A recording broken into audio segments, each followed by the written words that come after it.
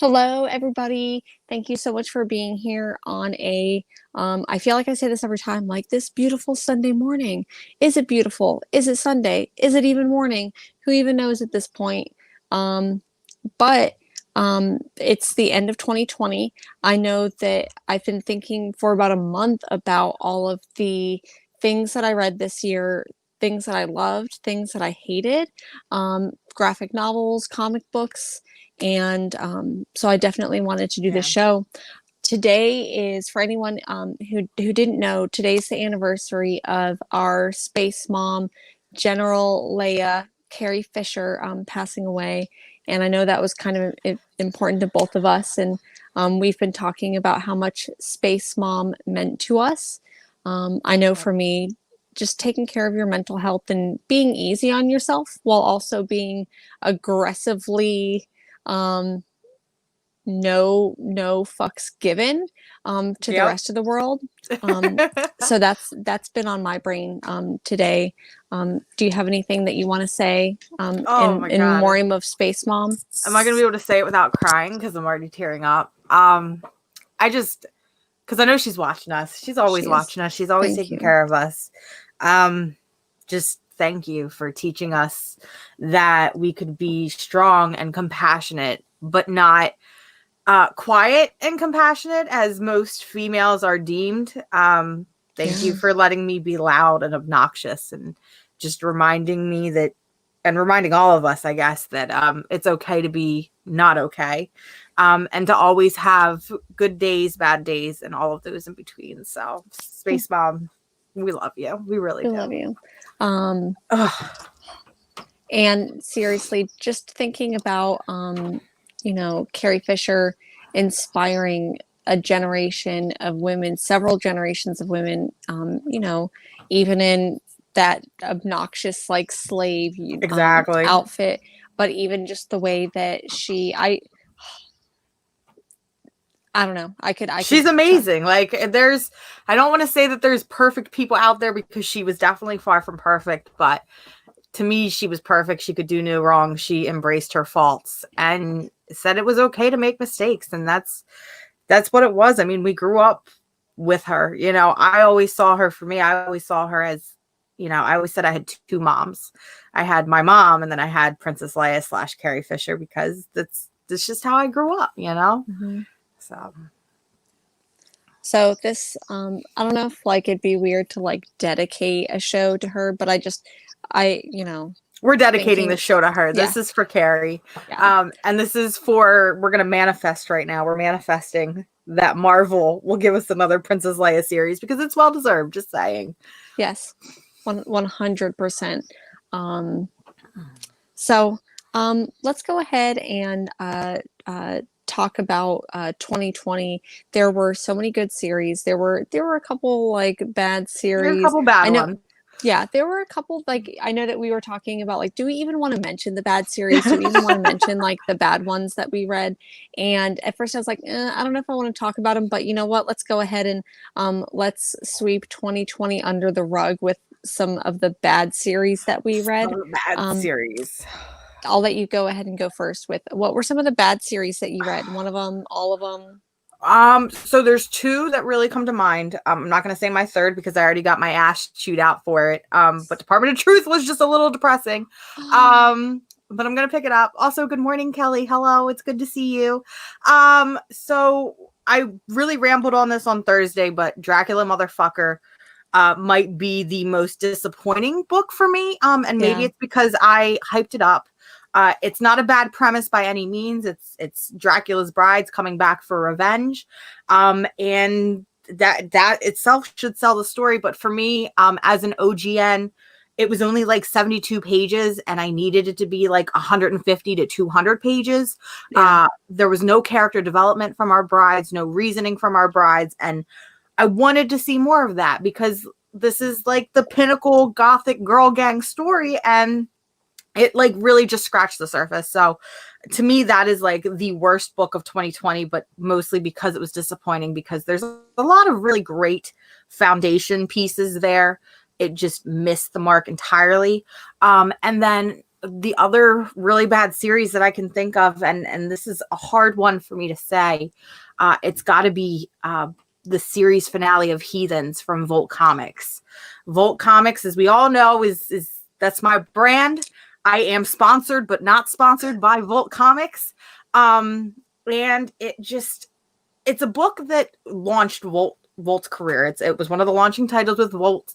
It was queer lady Vikings finding yourself, going on this adventure to kill, I was going to say Zeus, but to kill Odin.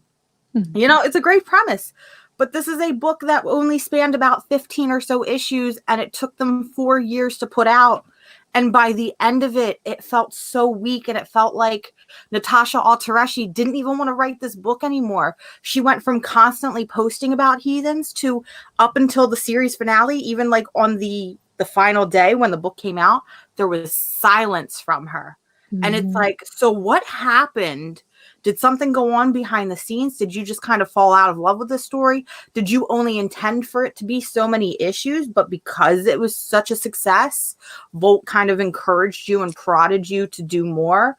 And that first book, when I did my reread, that first book is solid and I love it. It's kind of like Die, but the difference with Die is Die gets convoluted, whereas Heathens, it just kind of feels like there's love being lost from it. And as somebody who loved that book, as somebody who loves queer lady Vikings, and it was an on-brand book for me, it was depressing. It felt like another Rat Queens, where you saw it kind of trail off, and you kind of saw the love and the inspiration for those books and the characters, you know, die off. And this very much feels the same. I read it in single issues after the first trade. And so it's going to be interesting to go back and do a reread of all 3 volumes back to back to back and just kind of see how it progresses and falls. And I don't know. So that to me is like, it was like a knife in my heart because I wanted more from it. And I'd been waiting so long for it to end. And then that's what we got. Mm-hmm. I agree. I think that the first 2 trades of Heathen were probably some of my absolute favorites. Heathen is one of my favorite Vault titles, and with the third, I felt like the story was rushed. The artwork felt different to me. So I don't know if maybe that was just one of the books that maybe even because of the pandemic, there was maybe more to be done, but then they just decided to, I don't know why they would decide to end it, because I feel like it was one of Vault's best-selling titles at the time. It was the best-selling titles. You can't get the first few issues, like the first 5 issues, you cannot get your hands on anymore unless you're paying a couple $100.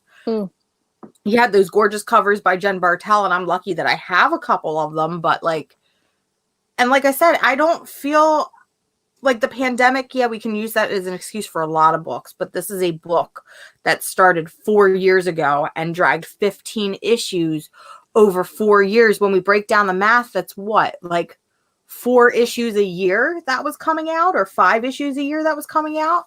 And it's just, I don't know, man. I'm hoping maybe we'll get some closure. Maybe she'll come out and like tell her feelings about it. But anytime that I know I've tried to ask about it, I don't even get a response. Yeah. So. Oh, that's so sad, because seriously, such a great story. But hopefully maybe there's something going on in the background where maybe she's working on something. Because she's a phenomenal artist and she's a phenomenal writer. She's done a lot of like Patreon stuff and a lot of like webcomic stuff. And there's one that she does in particular that I absolutely love. And it's like female warriors on Dinosaur Island, and they all ride T-Rexes. And I'm like, can I get that as a book? Yeah. So. And you know, when you and I we streamed together, we talked about Batwoman. I could totally see her doing a Batwoman story. Oh, like hell yeah. That. So and I was just kind of thinking as you were talking, I'm like, man, does she have anything planned for Future State, or does she have anything lined up? So hopefully that comes soon, because I'd really love to see it. Speaking of the series that we just didn't like, I don't want to say that there were a lot, but there were just a lot that I did not like. But there was a lot of hyped up stuff this year. There was, and for me, one of the most disappointing books, I know I talk about this all the time, but maybe even just comparing Heathen with this story, Mercy, thinking about a Mirka and Dolfo doing the writing and the drawing on Mercy. I was just kind of disappointed all the way through with Mercy. I had no clue what was going on. The artwork was beautiful, but it didn't make up for the story for me. So um, kind of lackluster there, and it felt like it was being shoved down our throats. I kept getting, the emails from Kat Salazar from Image, like, oh, like Mercy's going to second print, and like, we've got this cover and this cover, and I'm like, why? But I guess I can see why some people enjoyed it, but it was just not. I just don't think, I didn't read Mercy, but I read Unnatural and I read her other book, Unsacred. I just don't think that she's a good writer. I think she's a phenomenal artist, and I feel like that's the only reason why they're allowing her to have books is because they know that if her name's attached to it, it's going to sell, because she is becoming the hot new artist right now. Yeah. Right under, I would say, like Peach Momoko. It's going to be the same thing. And the fact that Peach Momoko is now doing a book with Marvel, she's doing it's got Psylocke on the cover. It's X-Men related. Yep. But like that, I'm really excited for, because I really want to see her do interiors. But are we going to get a Mirka and Dolfo situation where you're just not a great writer and they're only letting you do it because you sell copies? And I don't want to trash anybody's talent, but I mean, I write, but I can't do art. I would never be like, oh, well, I'm a hot selling writer. Let me draw a cover or two and it have stick figures on it. You know what I mean? It's just, I don't feel like we should be selling, and we see this a lot with comics. We see it a lot with like Scott Snyder and Greg Capullo, where they're like literally able to do whatever they want because it sells copies. And it sells. Yep. And I feel that way. American Vampire 1976 was probably one of my least favorite series of the year. And I just think that, because American Vampire, there's a show coming out, and I think that they'll just go ahead and give mediocre people, just because they can sell some stuff, some titles. Another, and I'll go ahead and bring up this. Night Owl says Marvel sucks and their garbage movies ruined Hollywood and inspired trash like DC Rebirth and Doomsday Clock and Three Jokers. I like the movies. I was gonna say, like, I'm a fan of the Marvel movies. I think that they're fun. Exactly. But I won't like go too much into that, but I agree. I absolutely hated Doomsday Clock.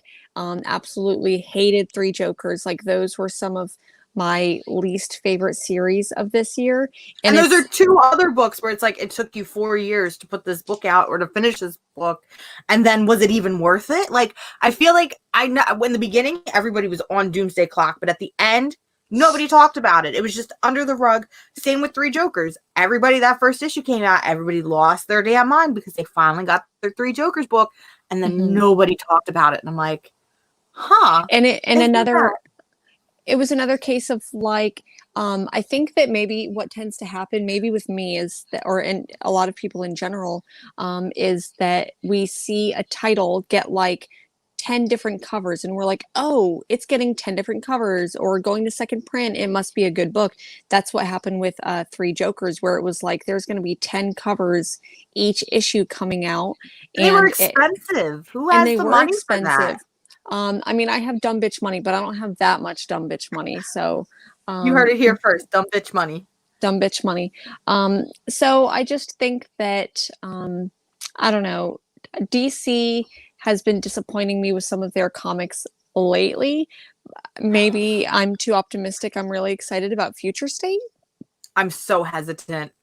Listen, I want to be excited because it's what I literally called for. I wanted more diversity in both the creators and in its characters, and we're getting that. I'm like, thank you. Thank you. I willed it into existence. You're welcome, everybody. Becky Cloonan is going to be on Wonder Woman.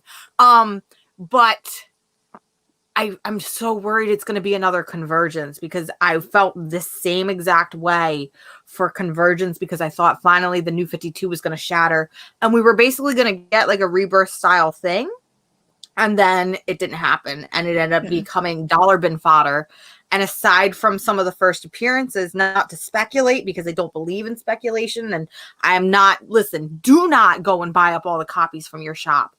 But if there are books that you are interested in, definitely pick them up, because I feel like some of them are going to be quote unquote hot books with like Yana Floor, and the fact that Red X is coming into canon continuity, that to me is the thing I'm most excited for. But I'm so hesitant. I think it's because I have been wronged by DC so many times that I'm like, all right, but we're going to keep you at arm's length. And if you do right, then I'll let you get a little closer. It's like a bad ex-boyfriend, basically. Ooh. It's what it is. Ooh.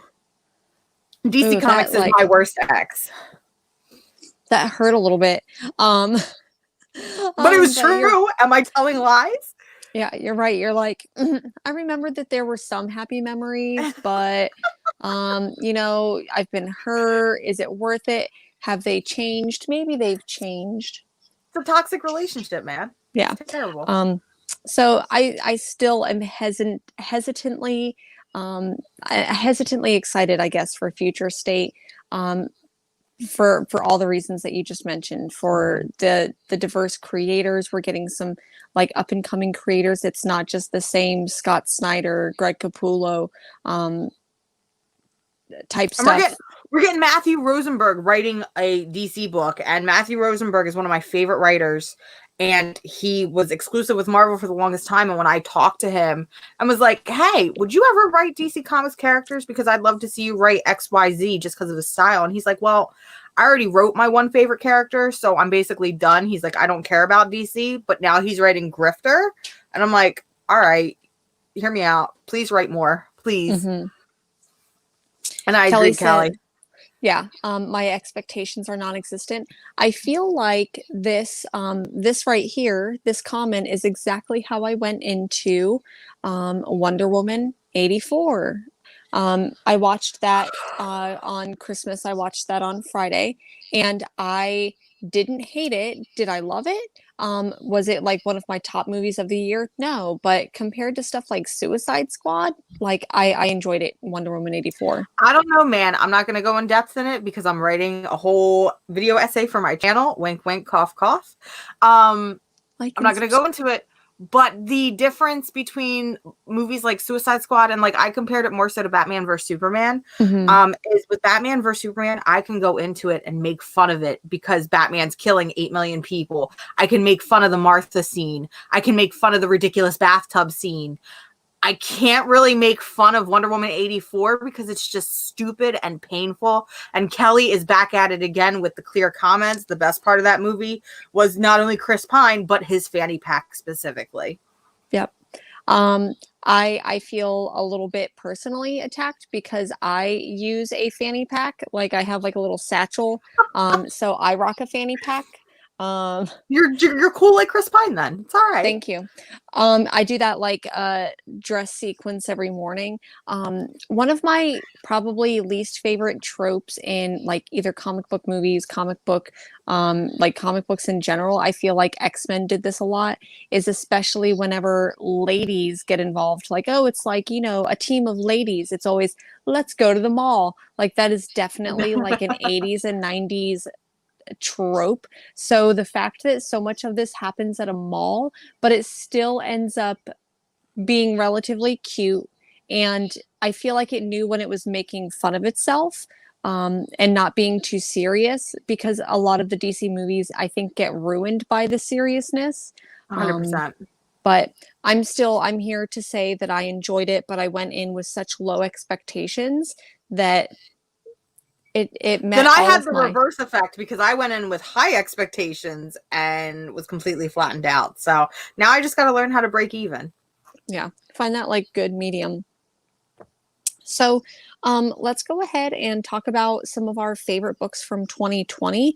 I've got like 2 stacks of like graphic novels. She came equipped, y'all. I can't even compare. Holy crap. Yo, you know I always got that thing on me. I've got books here. I've got some single issues. Most of these, because when I was digging them out, I could just find the more recent series and not the later series. Oh, hello. Hello, Dylan. So good to see you. Good morning. So, you know, let's go ahead and talk about 2020. Were there any reads that just surprised you, just Oh hell yeah! So What? to preface, 2020 was a weird year for all of us. It was a lot of like rediscovering old series, rediscovering new series, getting through my massive bookshelf and being like, okay, well, I'm trapped inside. I can't see my friends. I can't dig through comic shops. Why don't I just read what's here? That and the library became such a massive like savior. Like, can we just take this moment? We're gonna spot this video is sponsored by Carrie Fisher and your local library. That's basically what this video is, because the library saved me this year. And I'm sure it was the same with a lot of other people. But I like this year was weird because I feel like I found a lot of like my now all-time favorite books. And I don't know, I guess we should just jump into it. Let's just So jump right in. my I want to say like my favorite, but they're all my favorite. I can't pick. Heartstopper. Heartstopper, I feel like changed my life. Okay. This book is so special and so precious. So Heartstopper was originally a webcomic. It's a story of two boys falling in love. And, I hate that trope of discovering your sexuality, but I actually really like this one because he doesn't just discover that he's gay. He discovers that he might actually be bisexual. And I read both volume 1 and 2 this year. And what's odd is I also read Bloom this year, which is from first second. It's the same color scheme, which is hilarious. The characters are literally like, in terms of appearance, they're the same exact type of character. But there's something about Heartstopper, and I know me and Comics Addict on Twitter talk about this. There's something about this book and the dialogue of this book that just feels so special and so magical, and it feels personal. Like, it feels like a conversation that I would be having with my friend or my crush when I was in high school or middle school or whatever it is. I'm assuming that they're in high school. And it's just, I read it in one sitting and like I cry.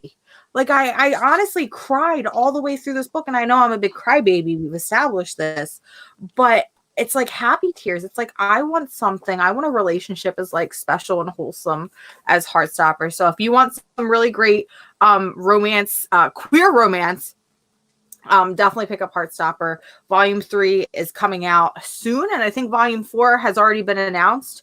So I think it is still also available to read for free through her website. So just look up Heartstopper. But I like the books because, first of all, it's my aesthetic. It's that mint and pink. So I'm like, it's sponsored by me. Hello. There was a book that I read that was similar, I guess, and I think that you read this book as well, was Check Please, about I can't remember like the character's name, but going into college. He's Canadian and he goes into the hockey team, and I wouldn't necessarily say that he's really like discovering himself, because I feel like he knows who he Oh is. yeah, he's out. Yeah, but he's realizing, like, and it's not even that, like, because he's playing hockey and he's with these like dude bros and himbos, and but he's this sweet kid who wants to be on the hockey team, is kind of realizing he's not really making the cut on the hockey team, I guess. Or, at least the way that he would like to. So that book felt similar to that. I believe it was a web comic, and I also believe it is published by First Second Comics. I was looking around for it. I'm like, I know I have it around here somewhere, but I couldn't find it on my shelf. Controversial opinion. I still haven't finished Check Please, and I'm not digging it. I think it's because I jumped right from Heartstopper into Check Please, and like I said, Heartstopper, I feel like when it comes to romance comics, and I actually read a lot of romance comics this year, surprisingly enough. I don't know what that says about my paranoid and internal like self-isolated state being in the pandemic, but I read a lot of romance comics this year, and Heartstopper felt like top tier to me, so it was like hard to jump from that right into Check Please. I don't know if it was the characters, I don't know if it was the dialogue, I don't know if it's because Heartstopper felt more lovey-dovey. I don't know. I think I haven't read Heartstopper, but just the way that you spoke about it, and maybe the difference with Check Please is that it is I don't want to say it's cuter, but I feel like it's not as like heavy with the romance because he Mhm. doesn't really, from what I remember, maybe spoiler alert, but he doesn't really get his first kiss until like or his like kiss on his crush like That's what it seems towards the like. end. Yeah. So definitely see that. One of the books that I read, and you know what, I was going to do one, but I'm going to do this one. On a Sunbeam, I read during quarantine. This was one of the first books that I read during quarantine, I believe. Um, very, very cute about a group of people. Um,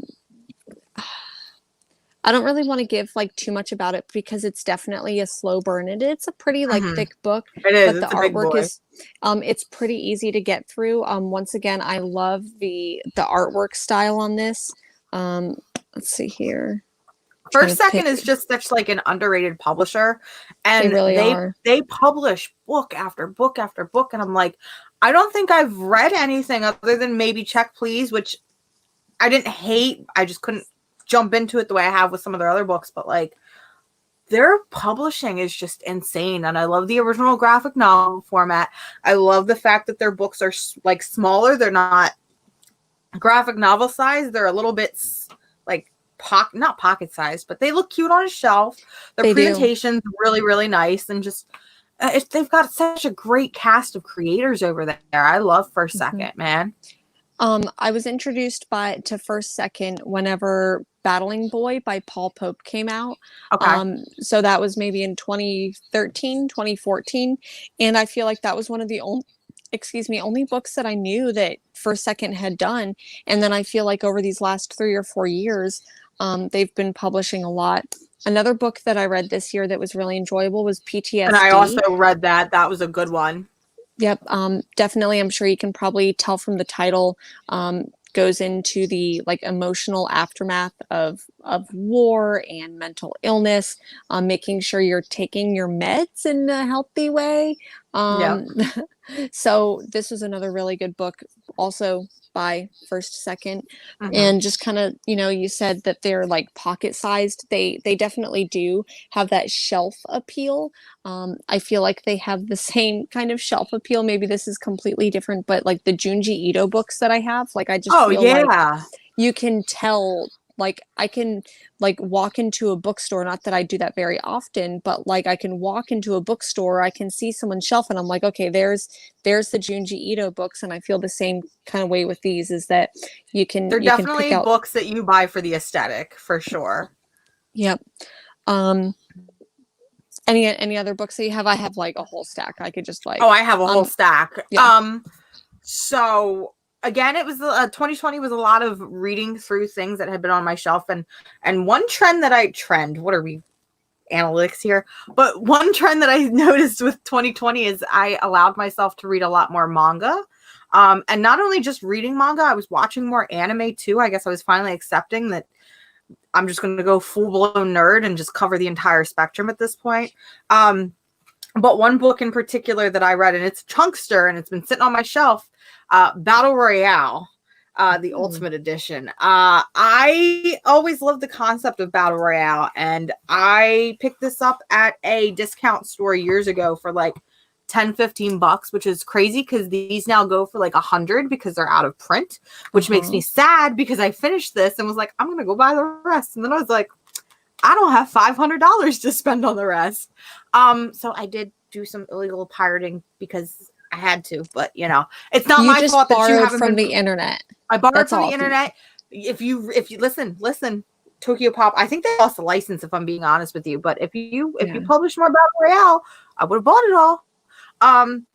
So Battle Royale started the Battle Royale genre. Like if you like Hunger Games, it's because of this series. So I read this book and I became, for lack of a better word, obsessed.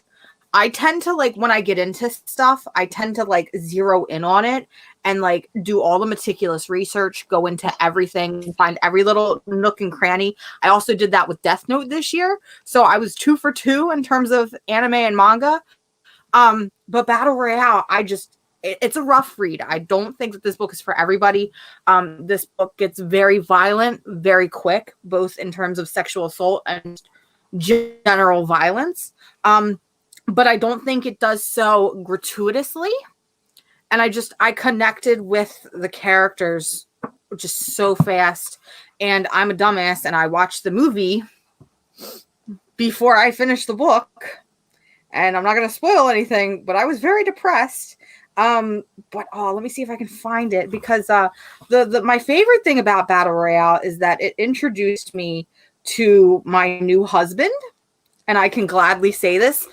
His name is Kawada, and he is basically James Vega from the Mass Effect series. And listen, if I can buy one piece of original art, it's this page.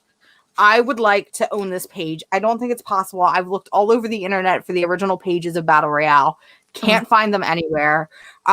So listen, if y'all ever find Battle Royale pages, just hit me up, because I need them. But this was just, it's such a good fucking book. And I just, you have that one book where it's like, I don't know what my life was like before I read this book. This is me with Battle Royale right now. Oh, I'm like looking right now, and I'm trying to like see if it's available at Powell's, because they have some great used book options, but I'm not even seeing. I see a couple of them, maybe like number 13. Oh my God. Yeah. Yeah, because they came out in the smaller novels first, and then these are like the oversized hardcover ultimate editions that I think had like 4 or 5 of those in one of these. And it's like I said, I think when we were looking it up, they lost the right, I think, to Battle Royale, because Tokyo Pop I don't even think exists anymore. I think Tokyo Pop has fizzled. I think that right now, because from what I'm seeing, it looks like Viz Media took over, and I know that they have a lot of rights to those things now. So it looks like maybe Viz Media took over. Viz Media, please republish these books so I can buy them. And then if you want to just go the extra length, if y'all want to give me an animated series, because the movie's kind of whack. The movie's kind of whack, but it's still fun to watch.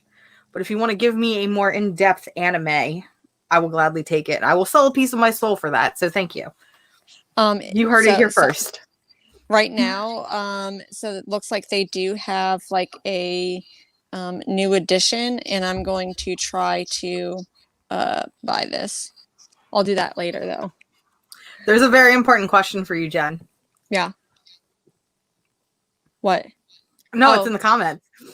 Okay, so Andrew, thank you so much for asking this. Batman Year 18. So for anyone watching who doesn't already know, and DC, I know you're watching, and I know you're just sitting on this, like, and I'm here to write it. I'm here to write because we have Batman Year 1, we have Batman Year 100, and you like to like cock tease us a little bit, like you give us just like a little bit of Batman wang. But I'm here to write Batman Year 18, Barely Legal. So yes, that definitely should be a thing. I'm here to write it. So please let me write Batman Year 18. We already have a lineup for all of the Thirst Trap variant covers. We're going to have Jen Bartel. We're going to have Babs Tarr. We're going to have Becky Cloonan. All the Thirst Trap covers. You know, Kevin Wada is going to do. Kevin Wada. Chris Anka. Just that whole group. And I know all of them are listening. So please and thank you. Thirst Trap, Himbo, Batman. I'm here to write it. So totally in 2021, Batman Year 18 should be coming out.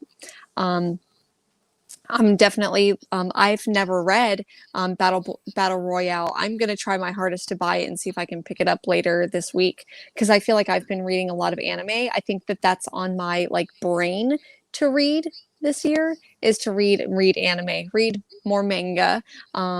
So I'm definitely going to try to, I just bought, I think that if you saw some of my other videos, I just bought a couple. I'm like looking over them at the shelf over there. The ones that you had recommended, Nagabi. So I'm reading those. Girl, right on the other side, I just got number 9 for Christmas as a gift. Oh, wow. And then I looked at my shelf and realized I don't have 6 and I don't have 8. And I'm like, what? How did that happen? Yeah. Do you feel like do you have to read them in order, or do you feel like you could just pick each one of them up? No, you have to read them in order, because things happen and it's a big story, and it's not like self-contained like his other stories. He did I never know what it's called. It's like the Wizarding World of not Harry Potter, but maybe It's like the Wizarding World of the wise world or something like that. something like that. And then there's Love on the Other Side, which both of those are self-contained. I know Love on the Other Side is short stories. I don't know what the other one is, but I know they're both self-contained. But either way, listen, it's only 9 volumes. Read Girl from the Other Side. It's fantastic. You'll love it.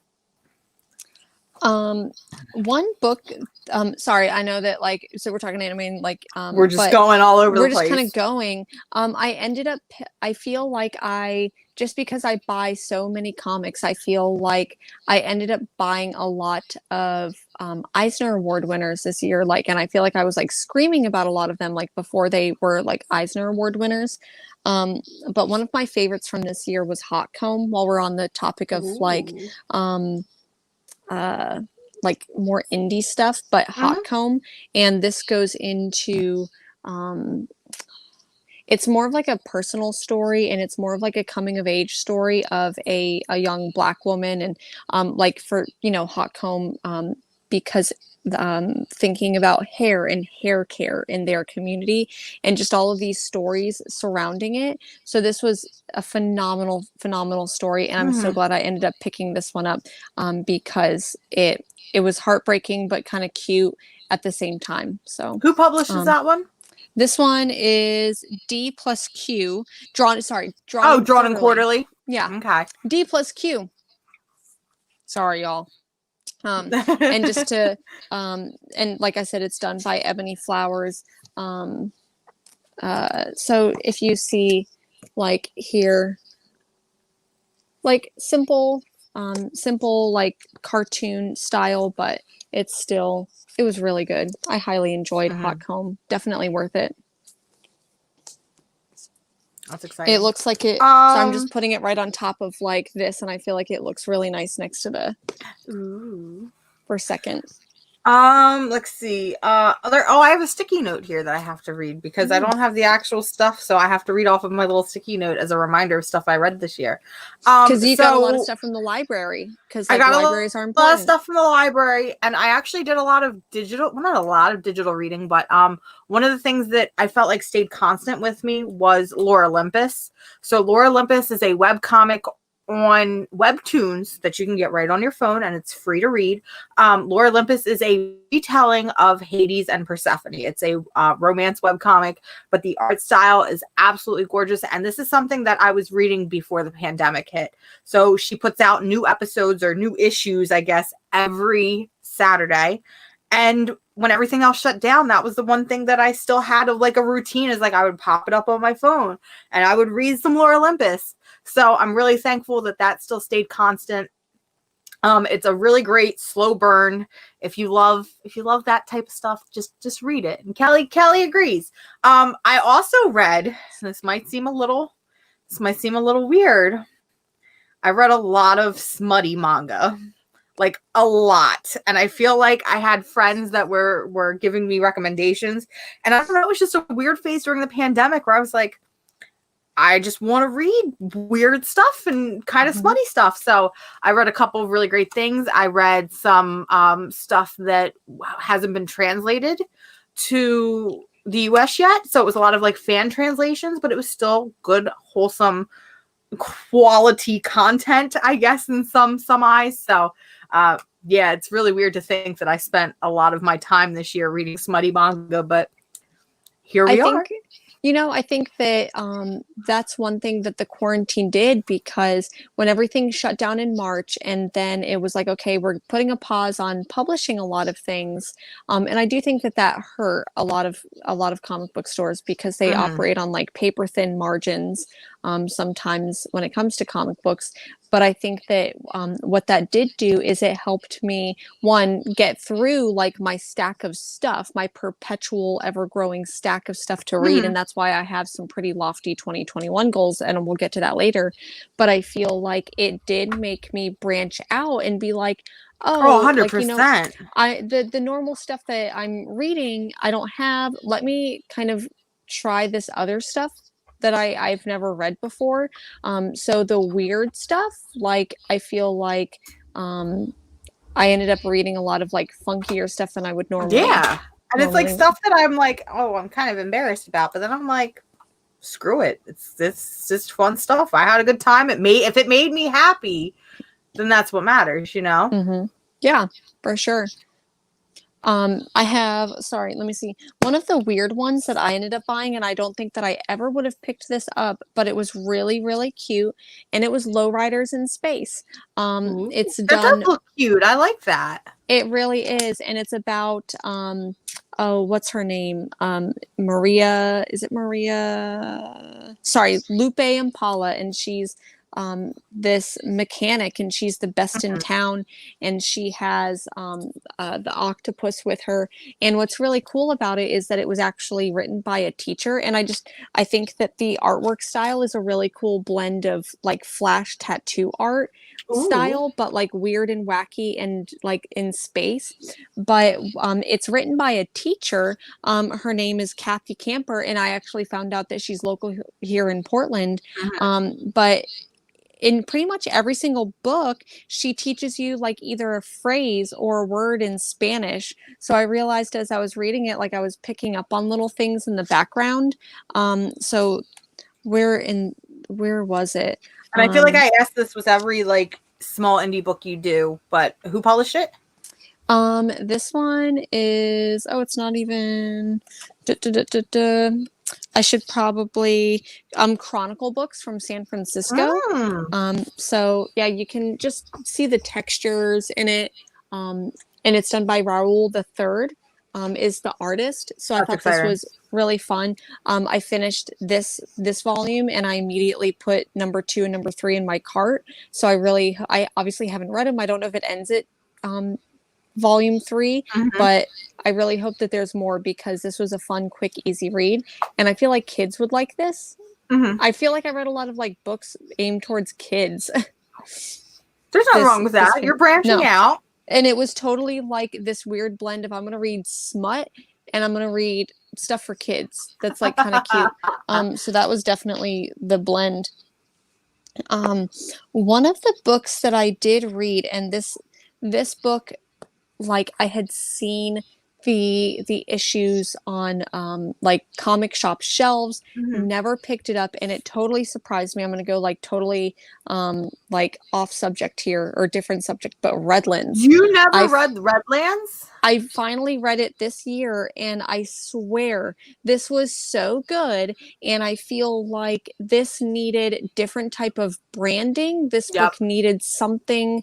It shouldn't have been called Redlands. It's a sleeper hit. It really was. And I feel like even though this cover is absolutely beautiful, and I love Vanessa Del Rey's artwork, I feel like this book needed different, better covers. And I feel like this was easily, I know this book didn't come out in 2020, but I finally read it in 2020. See, I'm And shocked that you just now read that because when I think of you and I think of like books where it's like the Gen aesthetic, I think of Redlands and I think of Bitch Planet. yes, thank you for saying Bitch Planet, 'cause that's You're obviously one of welcome. my favorites. But seriously, like witches in southern Florida doing and solving crimes and shit, like, And fighting racists. and fighting racists, like 100%. When I read this, I was mad. I was angry at myself for not And reading this that's sooner. I think that's Jordy Belair's first try at writing too. And it's like she Oh, knocked it out of the park. And I'm like, mm-hmm. that's Yep. insane that you went from being the best colorist to being one of the best up and coming writers. And I know that she's been doing a little bit more. I know we don't like to talk about them, but I know she did the Red Sonja and Vampirella series, Mm-hmm. which at the time when I was still supporting Dynamite was actually pretty good Yeah. compared to a lot of other pulpy, you know, Dynamite stuff that we see. So I'm excited to see more from her and not just see her as like a background artist because that's how Yeah. colorists are usually deemed. She's got a hell of a career in comics. That's all I can say. Mm-hmm. And probably coloring comics. I'm sure that she gets a style for like what the flow looks like in a book, and Mm-hmm. can like reverse engineer like a page, like how it looks versus like how it was written and what that translates onto screen. So she totally like captured the mood of this like dark and gritty book. 100%. So 100% loved this series. I finished this, immediately purchased volume 2. I haven't read it yet, so that's going to be on my my massive goal list for 2021. Another book that was such a sleeper hit, and I probably wouldn't have read it if it wasn't for, I think you mentioned this one to me, was These Savage Shores. So seriously, this was probably the first book that I read by Rom V, where I'm like, this is Rom V. I think I read issue 1 of Paradiso, but I finally read this. So good. Another Vault comic. I have so many thoughts about that book because it really is. To me, when I think of Vault comics, that's the book I think of. That is the best comic Vault has ever published. Yeah.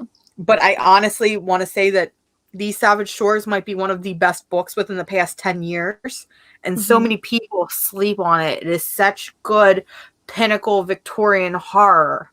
And I miss it. Also, Kelly, I agree. However, my wallet is thankful that Dynamite fucked up, because otherwise I'd still be pulling like $100 worth of just covers because I'm gay for Red Sonja or whatever. And like, they've got so many good cover artists right now. And I'm like, maybe if I find them in a dollar bin, which I don't think I'm going to be that lucky, but if I find them in a dollar bin years later, maybe then I'll buy them. Yeah. Maybe. But yeah, These Savage Shores is just... it's so good. Sorry. Go on. If anybody in the chat wants just good quality horror, good Victorian horror, because at the end of the day, it's like vampires, and I don't want to say werewolves because it is an Indian mythological monster. I can't remember what exactly it's called, but it's kind of got that vampires versus werewolves vibe. And the ending, those last like 2 issues are just so good, and it makes you go, what the fuck? Like, I would love to see this adapted, but I don't think Hollywood could handle it. I don't think they could handle it. I think it would get very dumbed down very quick. And this is one of those books that is smart. It is so unbelievably smart, and people miss out on that. And speaking about Rom V, and I know I feel like I bring this up every time, but seriously, Blue and Green, like, I don't know if I should be saving this for the last, but I feel like this was seriously one of my absolute favorite titles. I feel like that was your book of the year. This seriously, it really was my favorite book of the year. It haunted me. Blue and Green, once again, a sleeper hit. But it tells this incredible story of this man. And I was looking into this new movie that came out on Netflix, or not Netflix, Disney Plus, Soul. And Soul is apparently about a music teacher who dies and then tries to find a way to come back to Earth. And I was like, that kind of reminds me of Blue and Green, because even though he's a music teacher, he doesn't die, but his mom dies, and he has to go back and spend time with his family, and he meets an ex-lover and basically has to go over all of these things in his past life where, if I had stayed with this person, would things have been different? If I had done this, would I have been a famous musician instead of, I don't want to say just a music school teacher, because like school teachers, like teachers are incredible.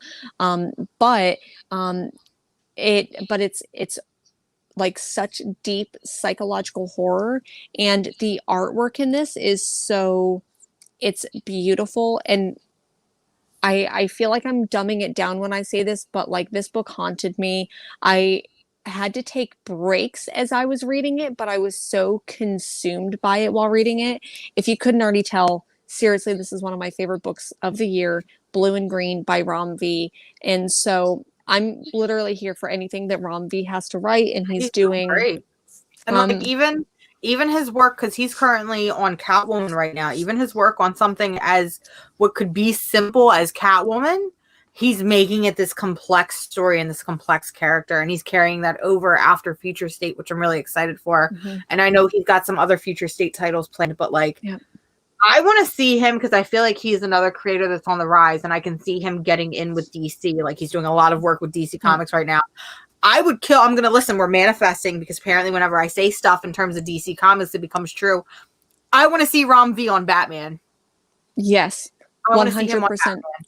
He did a story in one of, or several stories in one of the Swamp Thing specials where it was like several different stories, and I didn't love all of them, but his was by far the best. So I definitely want to see him do a Swamp Thing story, and I definitely want to see him, now that you said that, I want to see him doing We Batman. are seeing him on Swamp Thing, which is exciting. He is Mhm. doing Swamp Thing post Future State and even in Future State. But like I Mhm. said, manifesting here, when James Tynion has run his course and they need a new Batman writer, I want Rom V on it.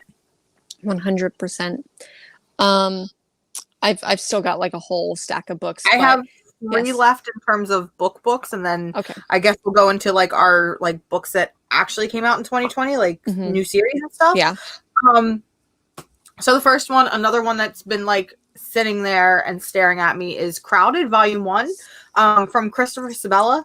I actually have 2 from Christopher Sabella on this list, but Crowded is just a fun, futuristic little like buddy cop adventure where crowdfunding is now a Kickstarter.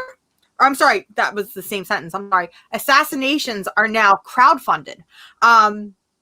So it's about a girl who gets like this impossibly big hit, and she goes to this, I don't even know what she is. She's not a cop, but she's something, and she's like, hey, protect me. But she's actually like the worst person in the whole wide world. And the girl who's protecting her, and I can't think of names right now, I'm blanking. She's just like, I could literally let her die and the world would probably be a better place. But then she like starts to fall in love with her, and she starts to have like this crush, and it's queer and it's cute, and like I just really like how colorful the world is. I mean, the main character is just this Pinkie Pie babe, and it's the whole opposites attract trope. And again, I feel like I read a lot of romance stuff this year, and while this isn't quite romance, it's definitely what was pushing me forward in this book. There's a lot of really fun dialogue. It's really millennial, for lack of a better word. Yeah. It's just very fun, and it's like dialogue that I would use. Also, my favorite character in comics now, this dog. Look at him. I would die for Dog. That is literally his name, is Dog. I would die for Dog. So Crowded. This is like one of those books where it's like I immediately want to go and pick up Volume 2 and Volume 3. And this is one of those series that sadly started off as single issues, but because its sales didn't do too well, it got pushed to trade format, which again happens a lot, it seems like, with Christopher Sabella books. And I don't know why, because he is a genius writer. I don't know if it's the marketing.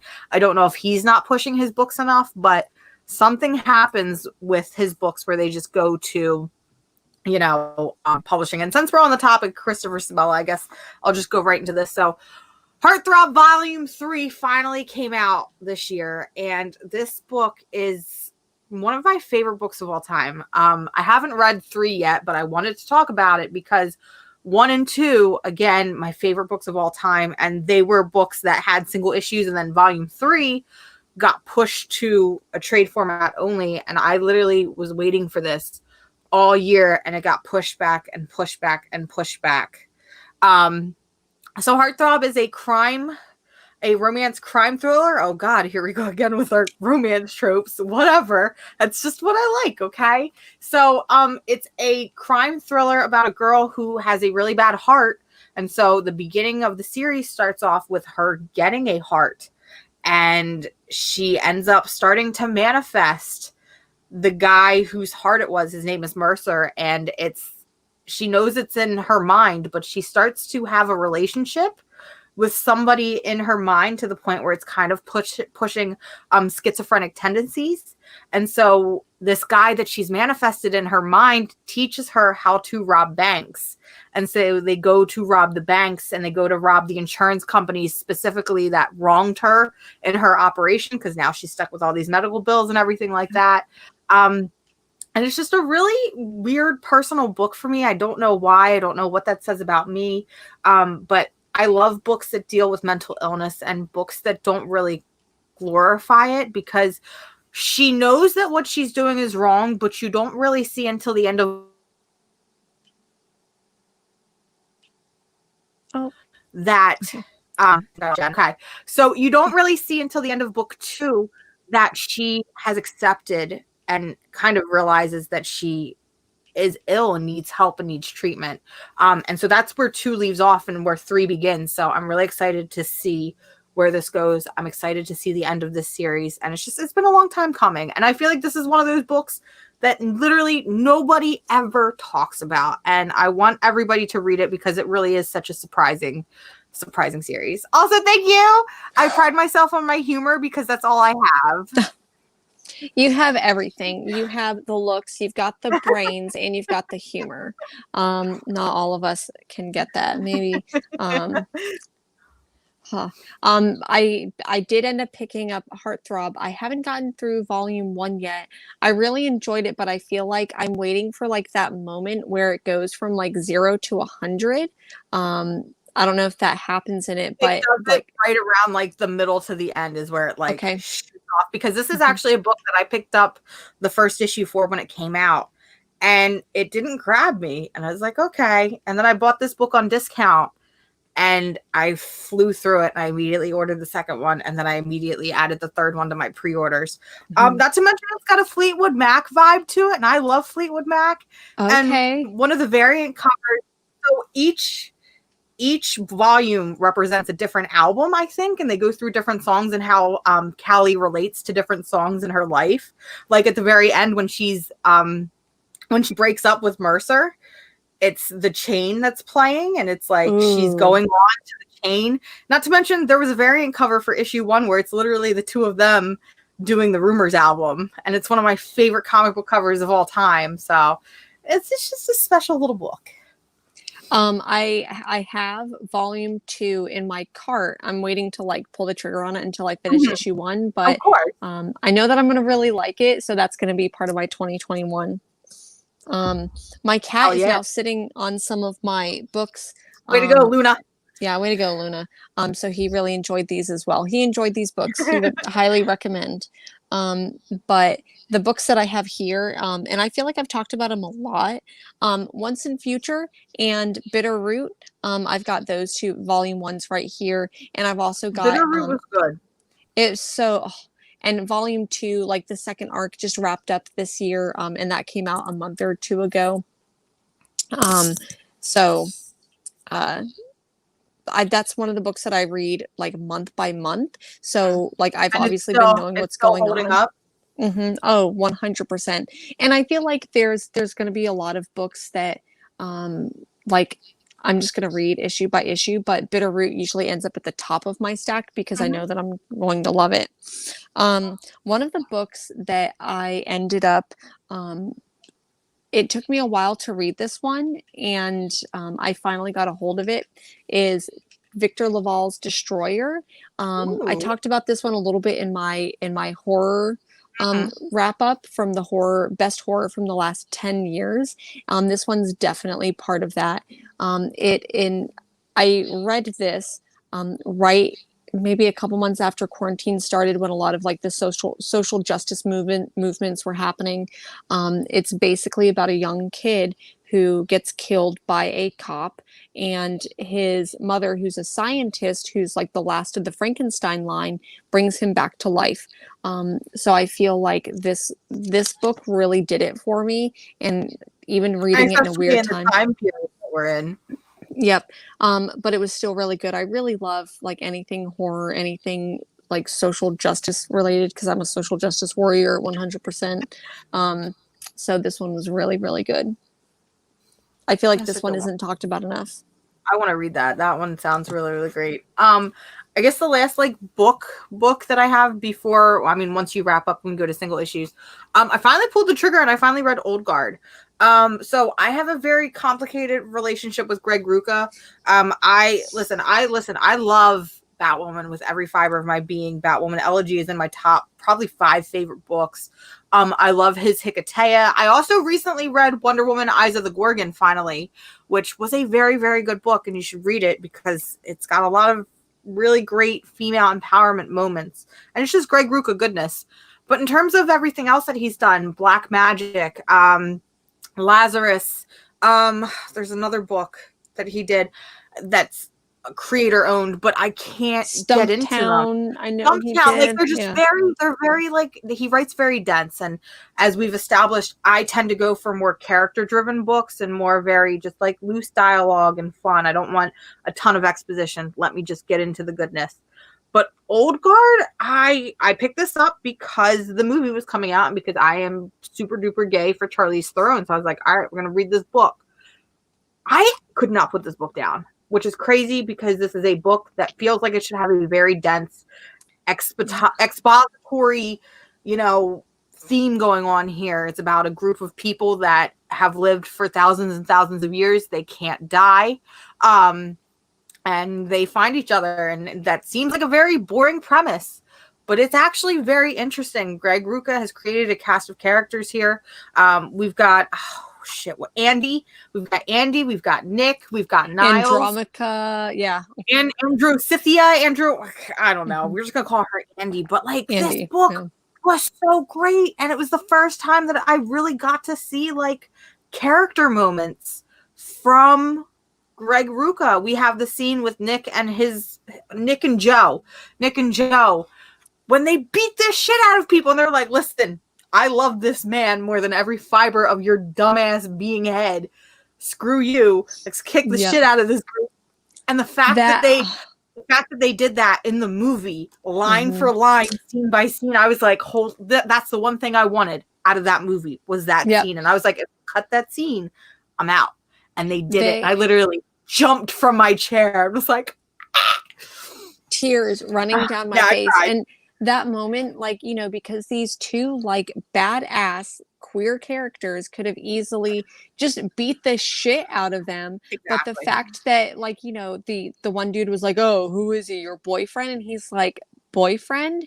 Excuse me, my boyfriend? Like, this person is my moon and my stars. Like, I have been with him for so long, and just the sight of him, like, I can't even, like, this moment in this book is like, get you someone the way that those two characters look at each other. Exactly. Because that's hashtag relationship goals right there. 100%. And I'm really glad that I picked this one up because, like, it felt like as soon as I picked this one up, then I realized that there was an ongoing sequel series. And I was like, I thought this series was one and done, and it could easily be one and done. But I'm like, oh, you're going to give me more? And the movie kind of teases that a little bit, so I can't speak because I actually just got the second book for Christmas. I'm so excited to read it. But I feel like from what I've seen, the movie kind of combines the first two or the two books together and kind of teases at the end. I'm like, on one end, I'm like, shit, I'm spoiled for the book. And I would have like freaked out if I'd read that in the book. But at the same time, I'm like, this is exciting. I can't wait to read more. You're going to make Andy gayer than I imagine her to be. So like, I'm totally here for it. I'm excited. Yeah. A couple other books on my list, and I'll go through some of these kind of quick because I feel like I talk about them all the time, but it wouldn't be a year-end review if I didn't talk about these. I know this book is like much older, but seriously, Ice Cream Man is such a good series. It's so weird. It's so delightful. It's like wacky and weird and horror filled, which I absolutely love. And you can pick it up at any issue, which is great.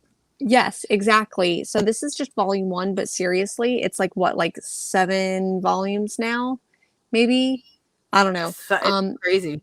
And this is definitely one of those books where you look at the cover and you're like, what the fuck is that? This is not a book for kids. It's not really delightful. But it's sweet the way that maybe like rotten fruit is sweet. Ooh. Yeah.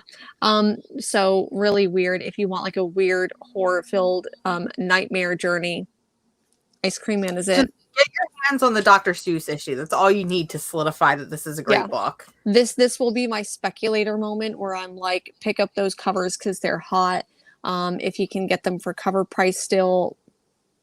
Because you can't.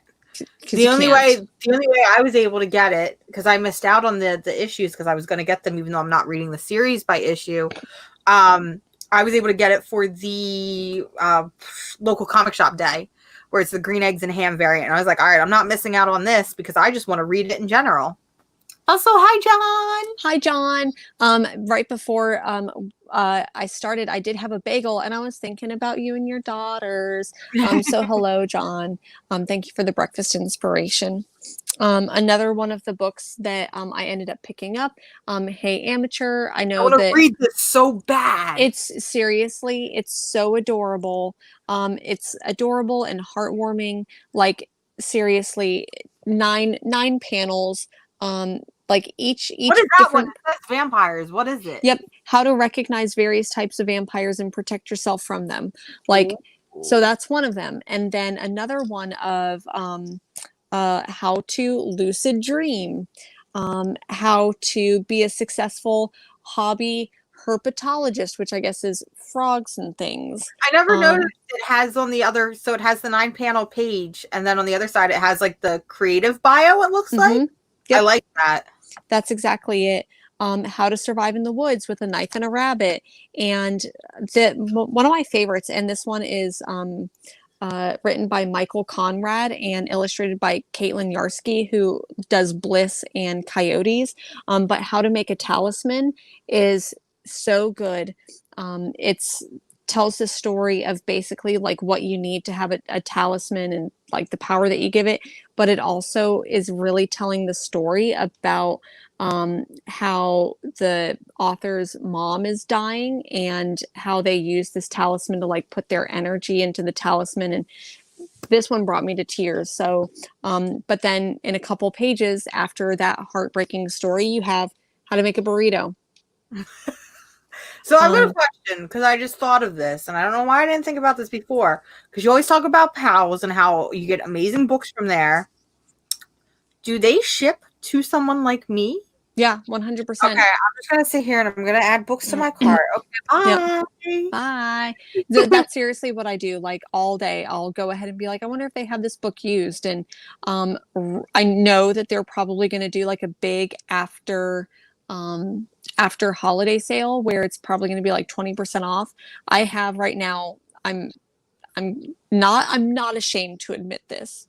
I've got 40 books in my cart. But she's got no bookshelf space. I don't, but I am going to get tomorrow. I'm supposed to get in my bookshelf stabilizers. So I'm going to go to town on these puppies. That's part of my 2020 goals is to go to town on these bookshelves and reorganize and do them all nice and pretty. So that'll be coming in 2020. So I've got 40 books in my cart right now, and I'm just waiting for them to do an additional 20 or 30% off. And then I'm just going to be like, boop, buy all of them. She's got that dumb bitch money, y'all. I do, that dumb bitch money. I'm just going to go through some of these pretty quick. Philadelphia, you've probably heard me. You've probably heard me talk about this. Seriously, I got the chance to interview Rodney, or we got the chance to interview Rodney Barnes with several other friends. That was quite a wild ride. So this one was really like seriously. If you're not crazy, the more I think about that book, remember how my only gripe with that book was the first issue and the weird pacing of it. The more I think about that book, the more I actually really, really like that first issue. Probably, I don't want to call it a sleeper hit, but I feel like there's probably still people sleeping on it, which surprises me, but there are still people who are sleeping on Saga. So go figure. Okay, another one of the books that I really enjoyed, The Sacrifice of Darkness. Roxane Gay, absolutely love her as an author. I've read most of her like books. Bad Feminist is one of my absolute favorite books. It would be. Yeah. So anyway, Sacrifice of Darkness is an underrated like sci-fi thriller that just focuses on like the characters. So really good there. I've also got Tartarus, which I feel like this one is a tough read because the artwork is dense. The very dense looking book. I still have to get through the first issue of it. I really enjoyed it, but I think that you really have to pay attention in this one. And I know that like if I'm doing if I'm reading a book while I'm doing something else or like, you know, trying to watch something, this is not that book to do. Give yourself time for this book, but man, the artwork is really what makes this for me. If you liked things like Vagrant Queen, I feel like you would really like Tartarus as well. Another book that I have here, King of Nowhere, was so weird. I had no clue what was going on until about issue 3 at the end, or maybe issue 4, and then it just goes from 0 to 100, and it was delightfully weird, and it felt like I was on shrooms. It seems like a book like that, yeah. It's really weird. This guy basically walks into a town and like it feels like a fever dream. He walks into this town where like people are half animals, or people, like this one guy has his head on upside down, and then you kind of figure out why in a couple of issues, but it was really, really enjoyable. One of my favorite books. It's self-contained in one volume, so I don't think that we're going to get any more, but that's okay because I feel like it wrapped it up perfectly. King of Nowhere by W. Maxwell Prince, who also did Ice Cream Man. So if you like that wacky weirdness, check that out. Okay, sorry. I thought that I had a couple. I'm just going to go ahead and pull out die number 3. This one, I love this series, but I'm ready for die to die. I know that we agree on this. I definitely think this one needs to end at issue or volume 4 or 5. We need to just do 20, just make it 20 issues, end it. This book, I feel like you're right. Like this book, it's very convoluted. It's so convoluted. And Kieran Gillian, he does it. I have yet to read a single series by him where as soon as volume 1 is done, it just normalizes Darth Vader, Young Avengers, die. It literally, it starts off so strong and so tight, and then it just derails into I don't know what. I don't know if it's because he wants that money and he wants to be able to do as many issues as he can, if it's publishers telling him he has to do so many issues, but like I just want to see him do one nice self-contained OGN and see what happens, because I feel like that's when it's gonna like kick off. Yep, I 100% agree. I mean, I loved Wicked and Divine, but like it does weird so quick. Yeah. I'm gonna go through these because I've got a stack. So anyways, I also read Space Riders, which was just absolutely a wild mind, isn't it? Yes, yep, correct. And it's so weird and it's so wacky. Alexis Zirit is the artist, and I just absolutely love his artwork so much. It's like heavy metal acid trip. I miss Black Mask. They were my favorite publisher, and then they stopped publishing. But in solicitations, there is like a new series from them, which is weird because I feel like it's the first time they've published something new in like 2 or 3 years.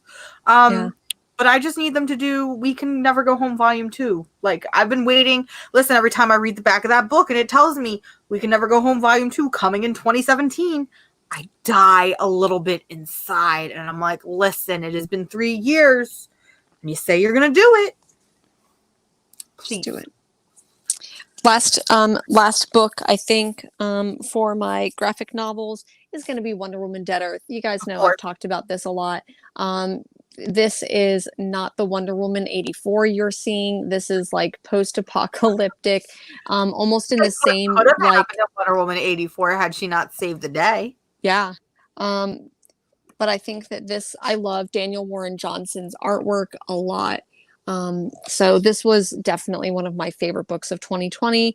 I hope that if anything from Future State looks like this, like I'm excited for Future State if this is anything we get from them. This is what I wish. This book is what I wish all DC Black Label books were. I feel like it really does utilize that darker label, that darker self-contained label so well. It even feels like a Vertigo book. Because that's what I feel like. That's what I feel like DC Black Label was supposed to do. It was supposed to be Vertigo, but for their actual characters and maybe even some original stuff. But we haven't really gotten to see that yet. I mean, we got Batman Damned, which was kind of just eh. We got, that awful Harley Quinn and the Birds of Prey one shot. That was okay. I lied. That was the worst book of 2020 right there. Was that trash fire that Brian Azzarello wrote, because fuck you, Brian Azzarello. I said it here. I don't even care. But like Wonder Woman Dead Earth, I want to see more from DC Black Label. You know what I mean? Yep. Like you said, especially because I think that Vertigo, what they've been doing with Vertigo, Young Animals, I like feel like all of they that. try all these publishers and then it never works. Like nothing ever sticks. You know, Young Animal had like 2 series and then it fucking was dumped. Hill House Comics had its launching comics. We haven't seen anything from Hill House Comics in the past year. Same with like even when we look at their OGN graphic novels, which they're still doing, but they've completely stripped away DC Zoom and DC Ink. Now they're just DC Comics. DC does not know how to publish comics. They really fucking don't. And I feel like we're seeing it. Black Label, I'm actually surprised Black Label has lasted as long as it has. And I feel like it's only so that way they can republish Watchmen over and over and over again. That's it. Yeah. So The they reason. can keep just like tearing apart the horcruxes of Alan Moore's soul. Yeah, I wish that it was more consistent. I honestly wish that they would have never gotten rid of Vertigo. You know, I'm gonna pour one out for our homie Karen Berger, who just deserves so much more than she got. But you know, that is what it is. So anyways, I've got some single issues here. I've got a couple. You've got what? I've got a couple. Not as many as you, but I've got a couple. I've got more that I could talk about off somewhere. Well, yeah, we'll just shove them in here. These were just some of the like books that I quickly grabbed. Some of these might be this week's pickups that I actually haven't read, so I could probably like move these out of the way. I'll go ahead and move these right here. Okay, do you want to go ahead and start with some of your favorite single issues of the year? Maybe like these are unfinished arcs or just, you know, so everything in here is unfinished except for one, and that's because it was only a 5-issue series and the majority of the issues did come out in 2020, so that's why it's on here. So I guess we'll start with that one. So Olympia, which is the epitome of sleeper hits. Olympia honestly might actually, I want this to win an Eisner so bad. I need it to be nominated for an Eisner so bad. So Olympia is, when we talk about comic books that love comics, that love the industry, this is it. It is so Jack Kirby inspired, down to its fantasy world, down to the main character. So Olympia is, let me give some backstory because I know a lot of people know this book. Olympia is literally this comic book guy who's a cross between Thor and some sort of like New World-esque character. And he literally comes to the real world. He like falls out of a comic book and a young kid picks him up. And the kid and him, they're like, well, what do we do? How do we get you back? So they decide to go and find the comic creator of Olympia, who is honestly going through a hard time. He is behind on bills. He has, you know, a son that he doesn't always get to see because he's recently divorced.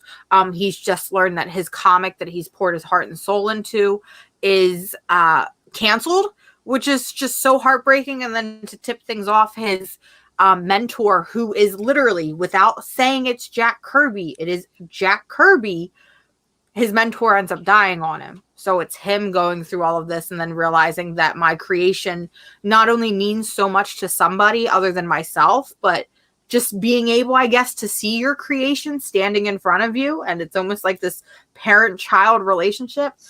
This book is so special and so heartwarming. And like I said, by issue 1 should grab you. If issue 1 doesn't grab you, then issue 2.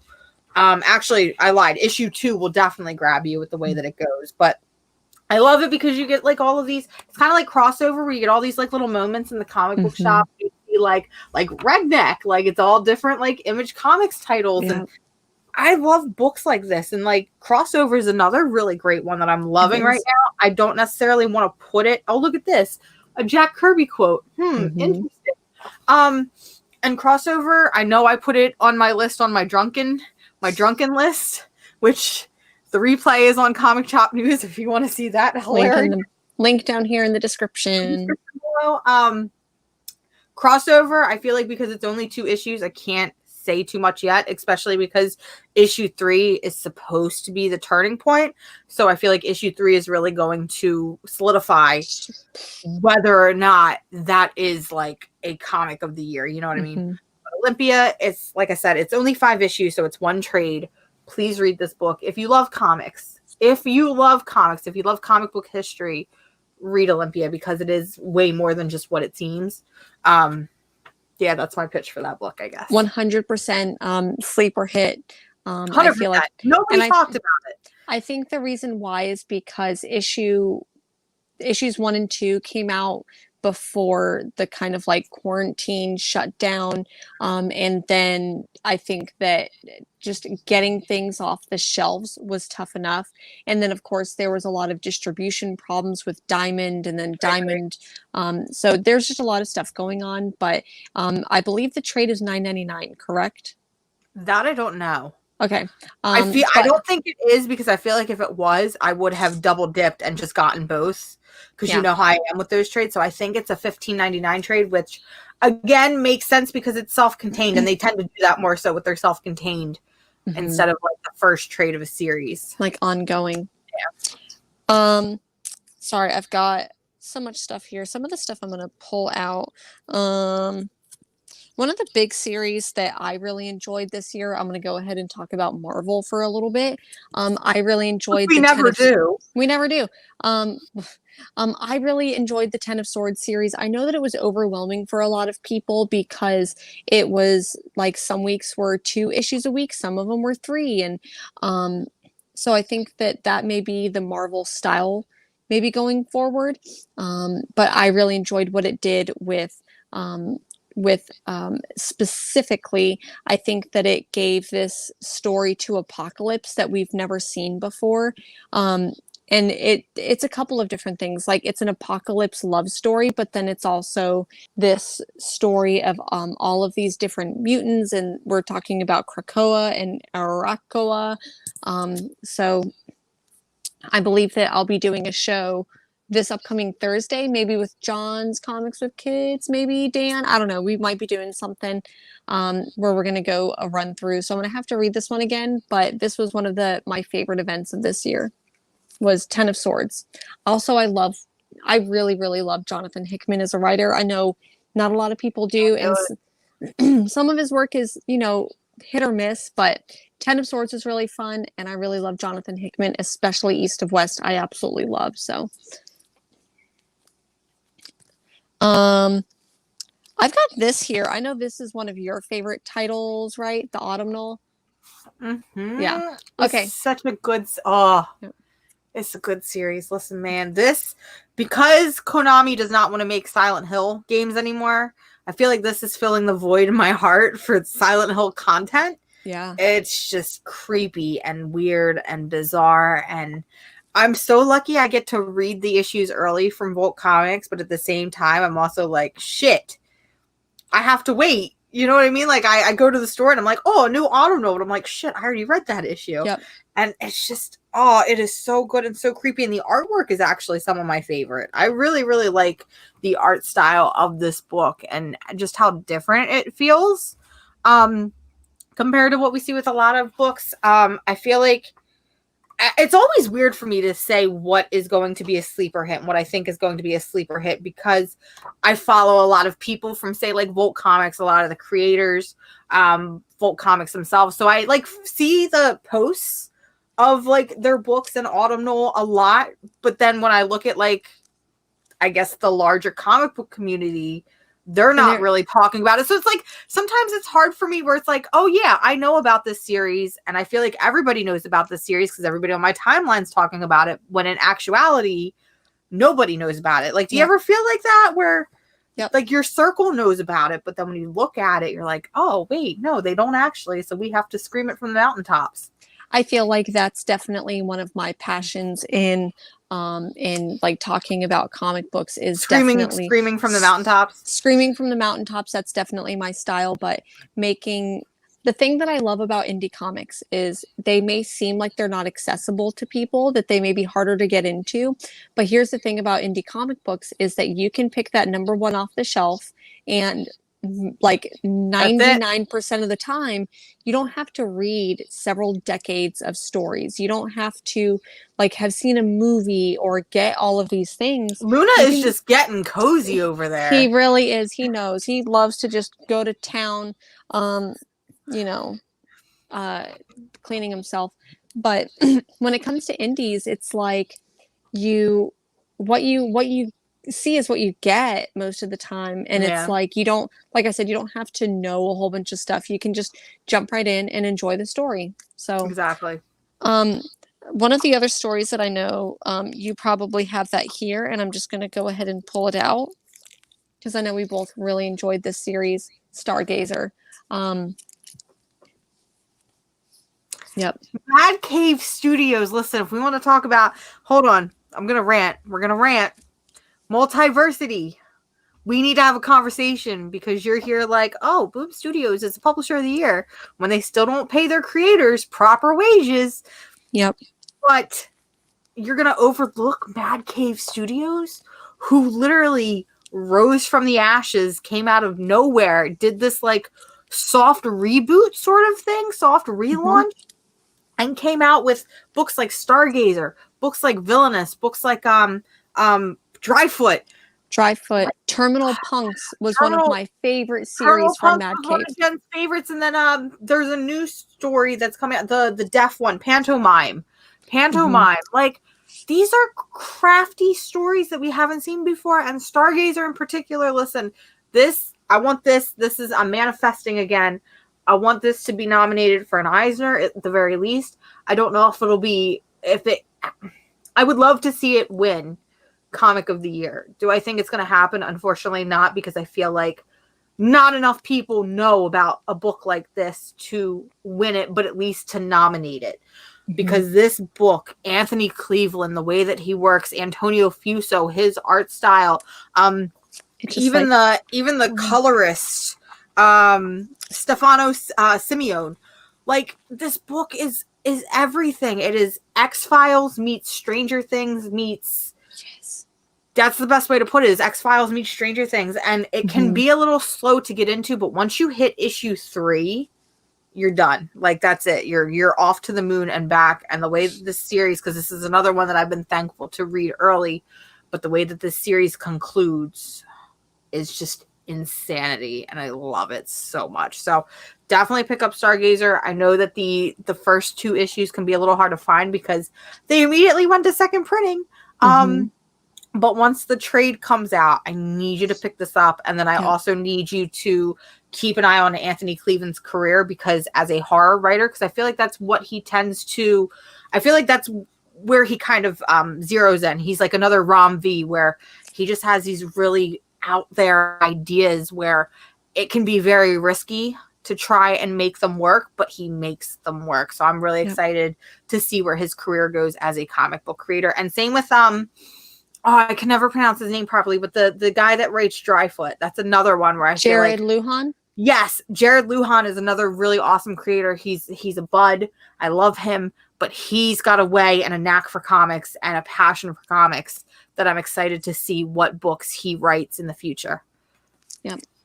Very excited to see what Mad Cave does. Oh Underrated. yeah. Um, so I'm curious to see, because I think some of these series are like wrapping up, because Stargazer, Dryfoot, wrapped up. I think if Villainous and Pantomime, those are probably about to wrap up, because I think they're on third and fourth Villainous, I issues. think, is on 4th and 5th. Terminal Punks, I think, is just on 3rd, which, by the way, did you see that Terminal Punks cover? I don't know if it's a cover or a variant, but it's a play off of the No Doubt album.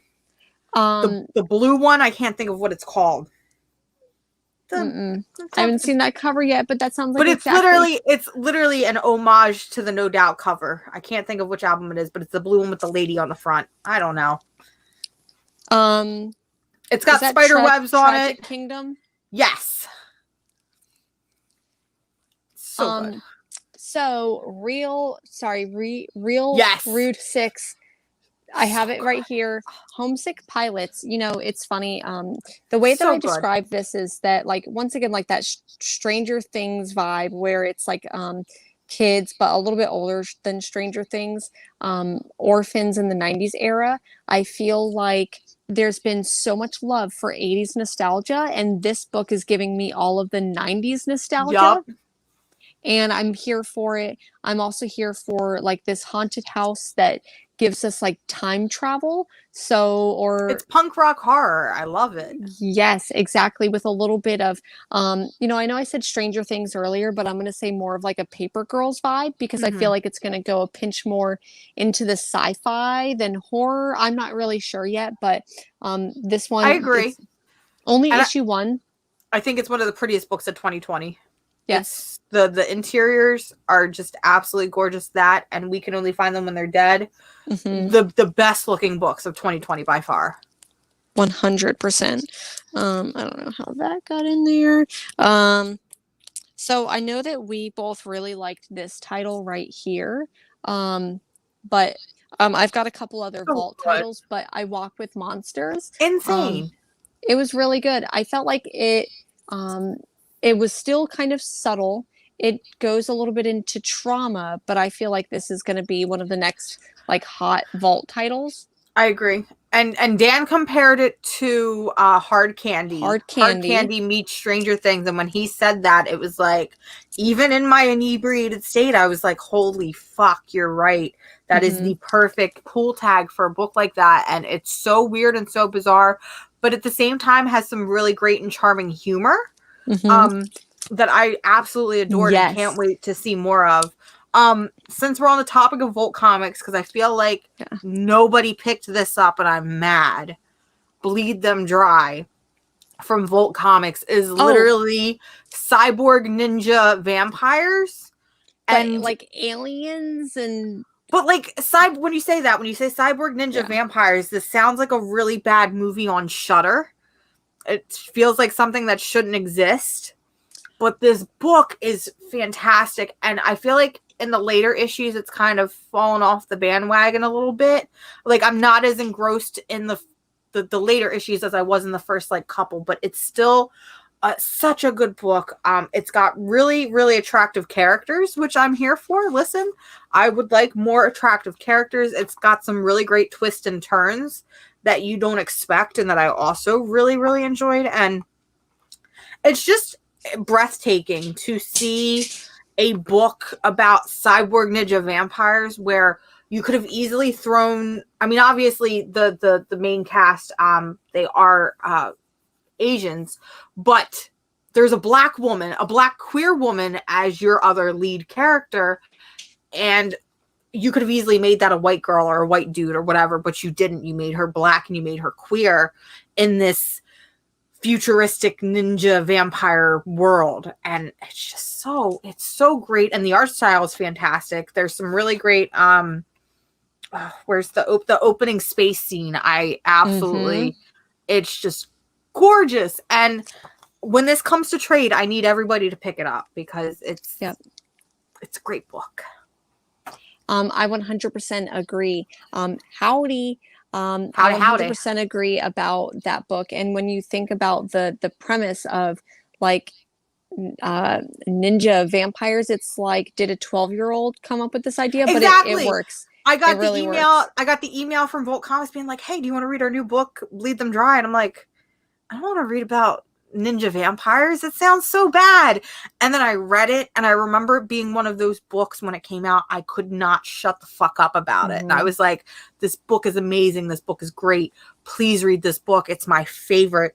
And like I said, it would be higher up. I mean, I know I'm not really like tiering things right now, but it would be so much higher up on my list if it continued to be as strong as those first few issues were, but it's still worth picking up and reading it, especially once it goes to trade. I 100% agree. I'm gonna because I've probably got to wrap up in just a second, but I want to go ahead and talk about the three other vault titles that I really liked. One was A Mm-hmm. Dark Interlude. Issue number 2 just came out this week, and I can't wait to read it. This one was really weird. I have no clue what the hell is going on, but it's this weird science fiction, but like with this writer and like muses. It brings me a little bit back to Sandman. So can't wait to read issue 2 for that. Also Engine Ward, which I feel like this is a book not a lot of people are talking about. Gives me huge sci-fi vibes, science fiction, like just The these covers big are concepts. gorgeous too. They really are. And I really I enjoy the characters in them. I feel like that's one of my favorite parts. And I know that you weren't crazy about this title, but Devil's Red Bride, I really enjoyed this. I think it's going to be a better read and trade. I do agree with you there. I think that it'll be easier to read all at once. But yes, this one was really good. A couple of other, I may have to skip some of these. Another title that I really enjoyed, and I grabbed issue 3. I don't know why, but Wind was really good. Do you have a book there? I have 2 that I want to touch on because they're my these are my favorite books of 2020. So okay. 7 Secrets, which I almost passed up on, and I'm like, you're a fucking idiot because this is now your favorite book. It's super dope, manga inspired vibes, without being a manga. I don't know. It's a really weird experience. And every single character in this book, including its villain, is just extremely hot, and I'm extremely thankful for very hot characters. That is my best life in 2020. This is these 2 books. But luckily, so Darth Vader, and I'll touch into that. But luckily, these come out on different weeks. Otherwise, I would be fighting over which one to read first. Which one to read first, because they're just that exciting. But Darth Vader, listen, I'm a Star Wars hoe. We've established I'm a Star Wars hoe. There's the pin. This book, there have been a lot of Darth Vader series. Every single Darth Vader series has been phenomenal.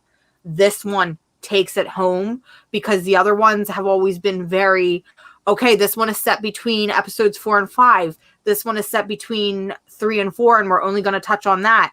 This one is set between Empire Strikes Back and Return of the Jedi, but it calls back to every single movie in the series. We see stuff from Phantom Menace, Return of the Jedi, or Revenge of the Sith, Attack of the Clones, everything, and it just makes me really, really fucking emotional with every issue. I know a lot of people have been hyping this up just because there's a lot of first appearances in it, so it's really expensive to get by single issues now. But aside from first appearances, because I feel like they're kind of lame, read it for the emotion because it is just, it's so good. And We Live is also great and one of my favorites. 100% agree. We Live is phenomenal. I'm going to go ahead and I could probably talk about so many series that I really loved this year. We're like on rapid fire at this point. Yeah, 100%. But Lonely Receiver has been so good. It's like a Black Mirror story about a breakup. Like if you had to break up with your like personal assistant. It's my biggest regret of 2020 is only picking up the first issue, having a bad time with it because I was in a bad state, and not picking up the rest of the series. I'm so mad about that. But I think that for a lot of people, because issue number 4 was basically a huge 20-page, 30-page orgy. It was absolutely insane. And I'm not just talking about like she said it was worse than the saga orgy. We'll put it at that. It was an entire issue of that. So, but it was so good. It's heartbreaking, but very relatable. So Lonely Receiver was another one of my favorites. So that was like a ton of reads in 2020. I know that for me, I challenged myself in 1 month to read 100 graphic novels. Which you're insane, because I was happy I hit 100 graphic novels in a year. I did also have a vacation. I was kind of working from home, and I did break my foot like in that time frame. So I had some downtime. So, you know, I get not everyone can do it. I don't really have kids other than like a cat who just really loves to cuddle. So I definitely, hi, okay. Same. Oh, sorry, Lady Fantastic, hello. And then, yeah, Lonely Receiver. So too good, but I think that it's going to be a fantastic trade read. So like I was thinking, I'm like, because I jumped into July doing 100 graphic novels in 1 month. And I'm like, at first I'm like, I can totally do this. And then by the end of the month, I was almost broken reading that It's a many, 'cause, like, lot. it was a lot, 'cause some days it was 3, some days it was 2, but some days it was, like, 4 or 5. So I'm like, do I wanna challenge myself for 2021? Do I wanna try to do 1,000 graphic novels in 2021? Is that, like, too much? That's too much. That Should is I insanity. should I scale it back to, like, 500, 750? Maybe I get to. So my goal for 2021 is, I do this every year where I'm like, I want to hit 100 graphic novels. This is the first year I was ever able to successfully do it, but I actually want to relax in 2021. I want to be able to read things as they come up and as I want to read them, rather than, not hurting myself, but punishing myself for not reading things. Like, I know we talked, I kind of want to go back and read like All New Wolverine and Green Arrow by Judd Winnick. And I feel like I always punish myself. And I'm like, well, you read those last year. Give yourself something new to read. But comics are meant to be enjoyed, and comics are meant to, like, give yourself a little protective space. So I don't want to really I'm going to set a number, but I'm not going to focus on the number. And I'm going to just kind of enjoy it as it comes through. Oh no, I lost sound. What have I done? No, I've lost sound, period, on your end, I think. Let me see. Yeah, I've lost sound on you, Jen. Has anybody else lost sound on Jen? Let me see.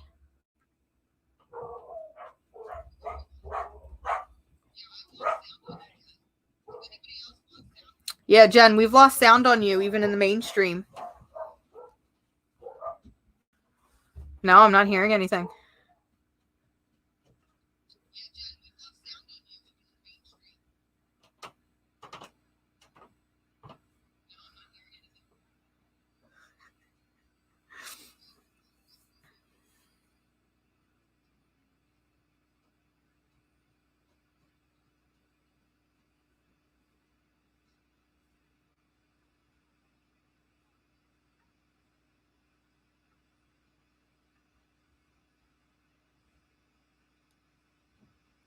Feel like I need to be playing some like fun hold music. Oh no! Now it's just me. I don't like this. I don't like having this pressure, and now you can see all my gross clothes. Let me not do this. So hi. It's just me. We're gonna hide. Can you hear me now? I can hear you now. Okay. You totally left me by myself. What was that? You totally left me by myself, and it just left all of my like laundry, my dirty laundry, just out in the open, because it does this like condensed format when it's just us, and I'm like, oh no, let me hide everything. I do. So I'm probably going to need to wrap up in just a few moments. But like, I know that we were talking about our 2020 goals and like just being excited to read. That's kind of how like I'm looking at it, is that like I do want to do these like lofty goals of like I do want to reach 1,000, but then part of me is like, if I do that, is it going to be too stressful? So I'm probably going to try to at least hit 500. Like, I think that that's respectable. I think I'm going to set one goal for myself, and I think it's going to be to finally attempt, and I say attempt, to read House and Powers of X. Okay, I'm here for it, and I will read it. I will read it with you if you need help. And I feel like I'm gonna need you to like explain everything, because I'm gonna be like Charlie Day and be like, yes, what the fuck is happening? That's how I'm going to explain it. Is like there is no Pepe Silva, but I feel like this should count as 2 because it's a big boy. Yeah. So I know that I have like those lofty goals for 2021, and I think I don't know if like this is like an announcement, but I know that I asked you yesterday, like, I know we've been doing this kind of regularly on Sundays, but officially, I guess we're going to start making this a regular Sunday thing. So I'm excited about that. She literally texted me and was like, do you want to go comic book study with me? And I'm like, yes, I want to go comic book study with you. So don't tell Dan, because Dan might get upset, but me and Jen are officially comic book co-host study. co-host. So I really enjoy that. And so, we'll talk about, I mean, I have like thoughts and stuff, but like, we'll bounce off each other and what we're gonna do. So I'm really excited for that. And so I'm just, I'm hesitant to be like, oh, I'm excited for 2021 because I was excited for 2020 and look what happened. But I think that it's going to be a really fun time, a really fun year. I'm just overall, I'm excited about it. So There's a lot to read, a lot to get mhm, through, a lot to enjoy. So yeah. that's all that matters. Any final thoughts for 2020? Any final thoughts or beginning thoughts for 2021? Please let future state be good. Please let future state be good. That's all I'm gonna say. I Hmm. feel like that's me setting my expectations down here. And Yeah. hopefully they'll be up here. So we'll see. I am really excited for that Harley Quinn comic. I think I've decided I'm going to be at least adding the first issue to my pool because I don't like Harley, but the interiors for that book look absolutely gorgeous. So I'm excited about it. Yeah. I feel like I'm excited for Future State. There's some other like titles like Vault and things like that that I'm very excited about. So Yeah, we've got if all you, those titles that need to be announced. yep, for anyone who's not right or following us, like and subscribe. Go ahead and follow and like Mars as well. But I'm going to wish everyone a happy new year. Mm-hmm. And thank you so much for being here. And Mars, thank you for joining me on this beautiful comic book journey. It's been so fun. That's the It best part has. about 2020 is our little adventure together. It is. Okay. So bye, folks. Have a wonderful day. And we will see you all next Sunday. Bye. Bye.